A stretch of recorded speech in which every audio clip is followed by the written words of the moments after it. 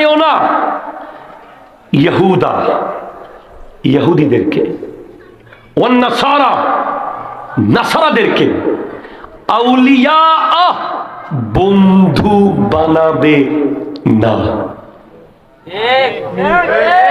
বুঝেন না আপনি? হে ইমানদার, কোন ইহুদিকে, কোন নাসারাকে বন্ধু বানাইও না। এখন কি বুঝেন নাই? ইহুদি নাসারা কি এই দেশে আছে? প্রকাশ্য নাই, এজেন্ট আছে। প্রকাশ্য নাই, কি আছে? এজেন্ট। আমি আপনাকে নিশ্চিত করে বলতে পারি, এই যে আগামী, আজকে তো 28 তারিখ চলেই গেল নাকি, 12টা, আর 5 মিনিট পরে 28 তারিখ শেষ। 29, 30, 31 তারিখ রাতে আমাদের দেশের একদল যুবক, একদল যুবতী উন্মাদনায় মেতে উঠে, ঠিক কিনা কথা বলো? তোমাদের কেউ যদি তাদের কেউ হয়ে থাকো, কান খুলে শোনো, ভালো করে মুখস্থ করো। সেদিন কি হয়? 31st night. 30 মানে 30, ফার্স্ট মানে প্রথম, নাইট মানে রাত। 30-এর প্রথম রাত মানে 31-এর রাত। কোত্থেকে এলো জানো না? এই রাত প্রথম উদযাপন হয়েছে 1751 খ্রিস্টাব্দে। কারা করেছে? খ্রিস্টান, ইহুদি, নাসারারা, যারা আগুন পূজা করত, যারা চাঁদ পূজা করত, যারা সূর্য পূজা করত, যারা গাছ পূজা করত। তাদের মধ্যে অন্যতম ছিল জুলিয়াস সিজার। সে একজন রোমান খ্রিস্টান, একজন বাদশাহ। সে সিজারকে পূজা করত, তার নাম জুলিয়াস সিজার। সে এই সেলিব্রেশন শুরু করে, জানুয়ারিকে অভ্যর্থনা জানায়। জানুয়ারি কোত্থেকে এলো? জানুয়ারি কেম ফ্রম জানুস। জানুসকে, সে একটা রোমানদের দেবতা, যার দুটা মাথা আছে, একটা মাথা পেছনে, একটা মাথা সামনে। তারা এই 31 ডিসেম্বর রাত 12টার আগ পর্যন্ত পেছনের মাথার সামনে গিয়ে পূজা করে। তারা বুঝাতে চায় যে গত 1 বছর আমরা ভালো ছিলাম, জানুসের পেছনের মাথার কারণে। আগামী 1 বছর ভালো থাকবো জানুসের সামনের মাথার কারণে। তাই তারা 12টার পরে গিয়ে জানুসের সামনের মাথায় গিয়ে তারা পূজা করতে শুরু করে। আর সেখান থেকেই 31st নাইট উদ্ভাবন হয়েছে। আজ মুসলমানের ছেলে 31st নাইট পালন করছে। সে জানে না, তাকে ডিরেক্ট মসজিদ থেকে তারা বের করে নাই, তাকে ডিরেক্ট কোরআন পড়তে মানা করে নাই, তাকে ডিরেক্ট ইহুদি নাসারা হতে বলে নাই। কিন্তু তার কালচার, তার নেচার, তার সংস্কৃতি, তার সোশ্যাল অ্যাক্টিভিটিস, তার ফ্যামিলি অ্যাক্টিভিটিস, তার ইকোনমিক্যাল অ্যাক্টিভিটিসের ভেতরে ইহুদি নাসারা ঢুকে গেছে। ঠিক কিনা বলেন? কেন তোমার কাছে ডের এত অভাব কেন হয়ে গেল? তোমার বছরের প্রথম দিন যদি উদযাপন করতে হয়, তুমি পহেলা মুহররম উদযাপন করবে। আমাদের সবকিছু আছে। যদি আমি পারতাম, আমি এই ইংরেজি ক্যালেন্ডার বন্ধ করার ব্যবস্থা করতাম, যদি আমার সেই ক্ষমতা থাকতো। আমরা আরবি দিয়ে চলতাম, ঠিক কিনা? সুতরাং আমাদের সর্বোচ্চ সাধ্য অনুযায়ী আমরা যতটুকু অ্যাভয়েড করতে পারি। আজকের দিনে আপনি দেখবেন মুসলমানের ছেলে সবচেয়ে বেশি সেলিব্রেট করে ওই যে ফেব্রুয়ারিতে ভ্যালেন্টাইন ডে। মুসলমানের ছেলে সেলিব্রেট করে teddy day, rose day, propose day. অথচ আমাদের কাছে ডে আছে 12 রবিউল আউয়াল। ঠিক কিনা বলেন? আমাদের ডে হলো 12 রবিউল, আমাদের ডে হলো 10ই মুহররম, আমাদের ডে হলো লাইলাতুল কদর, লাইলাতুল বারাত, লাইলাতুল মেরাজ। আমাদের ডে, এমন ডে আমাদের কাছে আছে, একটা ডে পালন করলে 1 বছর আগের গুনাহ মাফ, 1 বছর পরের গুনাহ মাফ। 9 জিলহজ ইয়ৌমে আরাফা। ঠিক কিনা? খবরদার তওবা করো। আমার আল্লাহ বলেছেন, হে ইমানদার, ইহুদি নাসারাকে বন্ধু বানায়ো না। তারা তাদের বন্ধু, ইহুদিরা নাসারাদের বন্ধু, নাসারারা ইহুদিদের বন্ধু। তার প্রমাণ তুমি দেখেছো ফিলিস্তিনের সাথে যখন আগ্রাসন চালিয়েছে, গোটা পৃথিবী তার বিরুদ্ধে গেছে, ইসরায়েলের, আমেরিকা যায় নাই।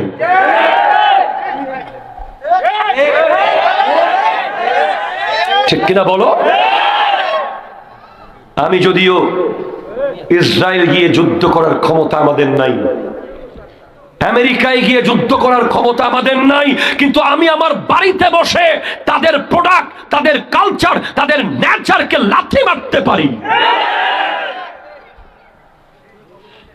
আপনি অবাক হয়ে যাবেন, আমার যুবক ভাইরা যে ফ্রি ফায়ার খেলে, ওখানে একটা পর্যায়ে গিয়ে এমন মিশন আছে, কাবা ঘরের আদলে ঘর আসে, ওটা ভাঙতে হয়। আমি নিজে দেখেছি, হয়তো এটা পাবজিতে আছে অথবা ফ্রি ফায়ার আছে। আমাকে দেখিয়েছে একজন যুবক যে একটা ঘর এসেছে, ওটা ভাঙা হলো গেমের মিশন, ওই ঘরটা হুবহু কাবা ঘরের মতো। তাহলে আপনি কি বুঝলেন? আপনাকে তারা মিসাইল মারবে না,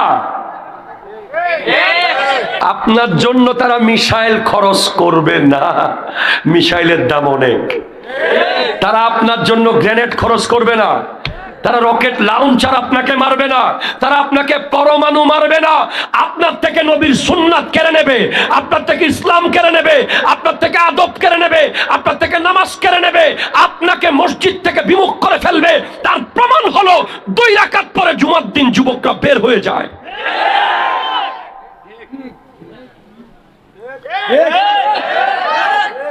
তারা সফল। যেদিন আপনি 2 রাকাত পরে বের হয়ে গেছেন, সেদিন ইহুদিরা সফল হয়ে গেছে। যেখানে আপনাকে 2 রাকাত জুমার দিন বেশি নামাজ পড়তে দেয় নাই তারা, সেখানে আপনি 5 ওয়াক্ত কোত্থেকে পড়বেন? আমি নিশ্চিতভাবে বলতে পারি, যারা শুক্রবারের 2 রাকাত নামাজ পড়ে মসজিদ থেকে দৌড় মেরে বের হয়ে যায়, তারা কেউ 5 ওয়াক্ত নামাজ পড়ে না।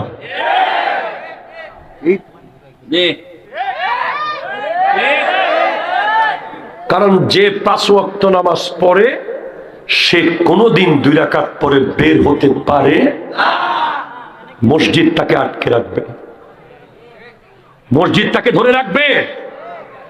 আপনি কি করেছেন আপনি জানেন না, কারণ আপনাকে কেউ বুঝায় নাই। আমি বুঝাচ্ছি আপনাকে। আপনি যখন মসজিদ থেকে 2 রাকাত নামাজ পড়ে বের হয়ে যান, তখন আপনি আল্লাহকে বলেন, oh my dear creator, I am busy. এটাই আপনি বলেন। আপনি আল্লাহকে বলেন যে, আল্লাহ, আমি অনেক ব্যস্ত, তোমাকে দেওয়ার মতো আমার টাইম নাই। জাস্ট ইমাজিন, ব্রেইনে সেট করেন কথাগুলো। জয়নুল আবেদিন সবসময় আসতে পারবে না, কালকে আমার সকাল থেকে মাদ্রাসা খোলা, আমি গত 15 দিন বাসায় যাই নাই। ডিসেম্বরের ফুল বন্ধ এই পুরো ব্রাহ্মণবাড়িয়া সিলেটকে দিয়েছি, কারণ আউল বাউল ফাউলে ভরে গেছে মাহফিল। একটা মাহফিলও কোনো বাউল আমি করতে দিই নাই। প্রত্যেক মাহফিলে শুধু কোরআন সুন্নাহর কথা হয়েছে। মানুষ সুন্নিয়তকে নিয়ে প্রশ্নবিদ্ধ করতে আর পারবে না, প্রমাণ হয়েছে। জিকিরের নামে নাচ, জিকিরের নামে মাইক নিয়ে দৌড়, জিকিরের নামে গাছের আগা, জিকিরের নামে হুজুর কামড় দেওয়া, জিকির করতে করতে কোতাকুতি করা, যেই জিকিরের সাউন্ড লেখার সুযোগ নাই। এগুলো কি বলে আল্লাহ ভালো জানে। সবগুলোর বিরুদ্ধে যুদ্ধ চলছে, চলবে। আল্লাহর ওলির ওরসে কোনো নারী এসে গাইতে পারবে না, ওলি আল্লাহর মাজারে কোনো মেয়ে যেতে পারবে না, আল্লাহর কোরআনের মাহফিলের আশেপাশে কোনো বেপরদা নারী আসতে পারবে না, কোনো মেলা থাকতে পারবে না, কোনো লিপস্টিকের দোকান থাকতে পারবে না, কোনো নেইল পলিশের দোকান থাকতে পারবে না। সুন্নিয়ত মানে ভণ্ডামি নয়, ঠিক কিনা কথা?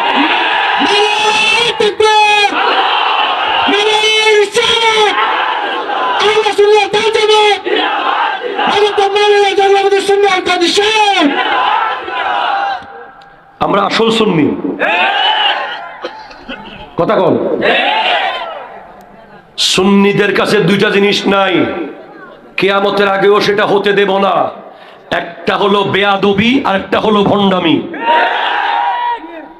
ঠিক কিনা বলেন? দুইটা জিনিস নাই, বেয়াদবি নাই, ভণ্ডামি নাই। বেয়াদবি নাই, ভণ্ডামি নাই। যারা আল্লাহর শানে বেয়াদবি করে, রাসূলের শানে বেয়াদবি করে, ওলি আল্লাহর শানে বেয়াদবি করে, তারা নিশ্চয়ই বাপ মার সাথেও বেয়াদবি করে। এই বেয়াদবের কোন স্থান সুন্নিতে নাই, আহলে সুন্নাত ওয়াল জামাতে নাই। আবার যারা তালা বাবা, ঝোলা বাবা, রশি বাবা, সোনা বাবা, বিড়ি বাবা, ওরে বাবা, বট বাবা, সুতা বাবা, কোন ভণ্ড বাবার সুন্নিয়তে জায়গা নাই। সুন্নিয়তে হক্কানি ওলি আল্লাহরা আছে, তাদের দামান ধরতে হবে, ঠিক কিনা কথা? হাত ধরে বলো, ঠিক কিনা বলো। এই জন্য বাড়িতে যাই নাই গত 15 দিন। Clear statement. আমার ভাইয়েরা যারা আমাদেরকে মাজার পূজারি বেদাতি বলে, আসেন শুনে যান। আমাদের প্যান্ডেল অনেক বড়, কলিজাও বড়, বিরিয়ানির ডেগও বড়, ঠিক কিনা? আমরা চাই সবাই আমাদের সাথে মিশে যান, দুই জায়গায় এক হয়ে যাব, নবী অলি, ঠিক কিনা বলেন? নবীর শানে এক লাইন বেয়াদবি যদি না করেন, আমার কলিজাটা আপনার, আপনার কলিজা দিলে দেন, নাইলে না দেন, আমারটা লইয়া যান। শুধু আমার নবীকে আদব করেন, মুহাব্বত করেন। ওই বাউল শিল্পী আবুল সরকার বেয়াদবি করেছে, আমরা স্পষ্ট বলেছি, তাকে অ্যারেস্ট করেছেন, ভালো কথা। তবে বাউলদেরকে অ্যারেস্ট করতে হবে। আবার বড় বড় ডিগ্রি নিয়ে যদি কেউ নবীর শানে বেয়াদবি করে, তাদেরকে অ্যারেস্ট করতে হবে। সেটা আমি হলে আমাকেও। আল্লাহর নবীর শানে কথা বলতে হাজারবার যারা চিন্তা করে, তাদের নাম সুন্নি।